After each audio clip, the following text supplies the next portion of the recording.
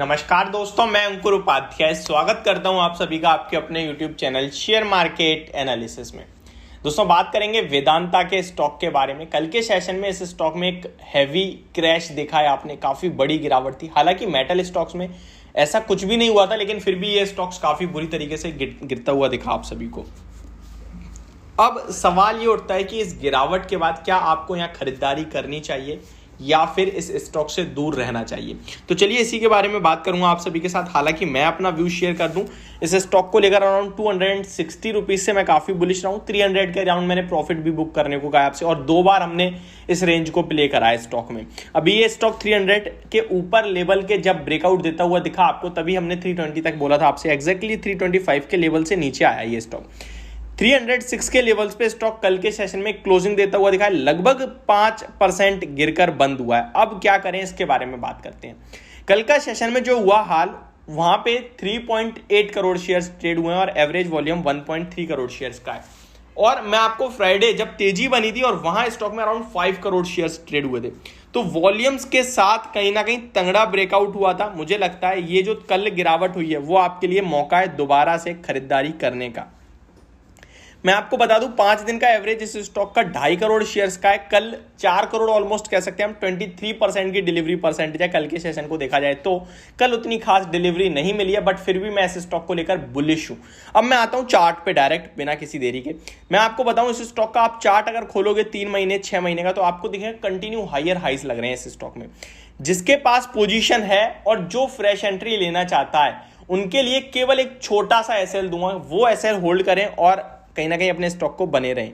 Stock में जो SL बनेगा वो बनेगा 298 का, जो कि इसका मंडे यानी कल के सेशन का लो है। कल का जो लो है वो 298.55 का है। हम 298 का इसमें स्टॉप लॉस रखेंगे। उसके पीछे के 2 रीजन है। पहला तो जो 300 के ऊपर का ब्रेकआउट है, तो वो ब्रेकआउट का जोन है, कहीं ना कहीं वहां एसएल ऑलरेडी बनी रहा है। और स्टॉक में अगर आप छोटा चार्ट करेंगे, वीकली एक हफ्ते का चार्ट खोल के देखेंगे, तो वहां दिखेगा अराउंड 302 रुपीज से बहुत तेज भागा 323 तक, फिर पूरे दिन वहीं कंसोलिडेट करता है और हमारे लिए मंडे को गिर जाता है स्टॉक, जहां 298 लगता है, फिर कंसोलिडेट कर रहा है। अब मुझे लगता है ये स्टॉक इन लेवल से दोबारा ऊपर जाना चाहिए। अगर जाता है तो कहां तक जा सकता है? पहला 315, दूसरा 320।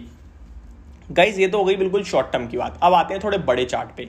एंड मैं 6 महीने का चार्ट खोलूं, बड़े चार्ट खोलूं, तो वहां पे आपको दिखेगा कि स्टॉक में जो बड़ी गिरावट आई थी वो 321 के लेवल से आई थी, जहां तक के मेरे टारगेट्स हैं। लेकिन स्टॉक अगर 325 तक टिकता है, क्लोजिंग देता है 1 या 2 दिन कंटिन्यू, तो फिर इस स्टॉक में डायरेक्टली मैं आपको बताऊं जो रैली बनेगी वो अराउंड 380 रुपीज तक की बनेगी और 400 तक भी। क्योंकि अगर आप चार्ट खोल के देखेंगे, 22 अप्रैल को स्टॉक में जो गिरावट हुई थी वो 411 रुपए से स्टॉक बिना कहीं रुके डायरेक्ट वन साइडेड फॉल हुआ था 292 तक। फिर स्टॉक में रिकवरी बाउंस बैक आए, जिस रिकवरी बाउंस बैक में स्टॉक ने आई लगाया 320 का। वही लेवल मैं आपके साथ शेयर कर रहा हूं कि वो तो हमारा टारगेट है, लेकिन अगर स्टॉक उसके ऊपर क्लोजिंग दे देता है तो बहुत बड़ा ब्रेकआउट होगा, जहां स्टॉक 380 तक और 400 तक भी जा सकता है। अब आते हैं इस स्टॉक के फंडामेंटल्स पे। तो फंडामेंटल्स की बात करें तो कहीं से कहीं तक कोई दिक्कत नहीं दिखेगी। अगर इसमें एवरेज ब्रोकरेज हाउसेस की भी मैं रिसर्च पढ़ूं और उनके टारगेट प्राइस कंपेयर करूं स्टॉक के साथ, तो लगभग 400 रुपए पे उनके टारगेट प्राइस आ रहे हैं। कम से कम 15 से 20 ब्रोकरेज कवरेज है इस स्टॉक पे एनालिस्ट की, और वो उनके एवरेज टारगेट निकालोगे तो 400 रुपए का मिलेगा आपको। इस स्टॉक की हाईलाइट है इसकी डिविडेंड यील्ड, जो कि 30% से भी ज्यादा की दिखती है। कंपनी ने रिसेंटली और बड़ा डिविडेंड देने के लिए जनरल रिजर्व से फंड को ट्रांसफर करके अपनी बैलेंस शीट में लेके आए हैं। अब कंपनी जब डिविडेंड देगी तो आपके लिए एक और बड़ा डिविडेंड कभी भी अनाउंस हो सकता है।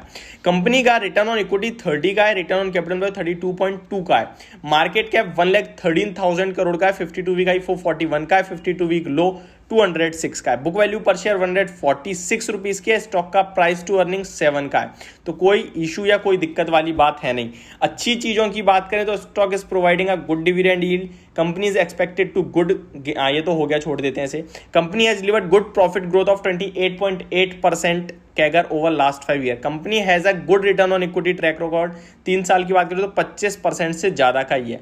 Company has been maintaining a healthy dividend pay out, ये तो सबको ही पता है। Promoter have pledge 100% of their holding, ये नेगेटिव है और एकमात्र नेगेटिव है, और ये ही नेगेटिव चीज मुझे भी समझ नहीं आती है। प्रमोटर्स अराउंड 69.69% होल्ड करते हैं, एग्जैक्टली बताऊं मैं आपको तो जी हाँ 69.68% होल्ड करते हैं, और ये 100% यानी पूरी की पूरी प्लेज्ड है। तो ये थोड़ा समझ से बाहर है, बाकी सब अच्छा है। FIIs 8% होल्ड करते हैं, DIIs 10% होल्ड करते हैं, पब्लिक लगभग 11.57% होल्ड करती है। स्टॉक की थोड़ी बैलेंस शीट आप सभी के साथ पढ़ूं तो कंपनी के पास रिजर्व्स जो है वो लगभग 53,000 करोड़ के हैं, बोरोइंग्स 59,000 करोड़ की है, जिसमें मैं लॉन्ग टर्म देखना चाहूंगा। लॉन्ग टर्म बिल्कुल नहीं दिख रहा है एज ऑफ सितंबर। अगर मैं मार्च में देखूं तो लॉन्ग टर्म 36,000 है, शॉर्ट टर्म में देखें तो 17,000 की है। तो ये कहीं ना कहीं लायबिलिटीज हैं, और इस पे आपका रिजर्व्स देखें तो 54,000 करोड़ के हैं। ओवरऑल रिजर्व्स की बात करें तो मार्च क्वार्टर में लगभग 65,000 करोड़ के थे, सितंबर में 54,000 करोड़ के रह गए। तो रिजर्व्स थोड़े से कम होते हुए दिखे हैं कंपनी के। और बोरोइंग्स की बात करें तो बढ़ती हुई दिखी है, 53,000 करोड़ से बढ़कर 59 करोड़ पे आ गई हैं। ये कुछ नॉर्मल सी चीजें थी जो मैंने आप सभी के साथ शेयर करी। ओवरऑल स्टॉक के प्राइस को लेकर मैं पॉजिटिव हूँ शॉर्ट टर्म में। तो ये मेरी वीडियो होप आपको समझ और पसंद दोनों आई होगी। Thank you so much for watching this video. Have a great day guys.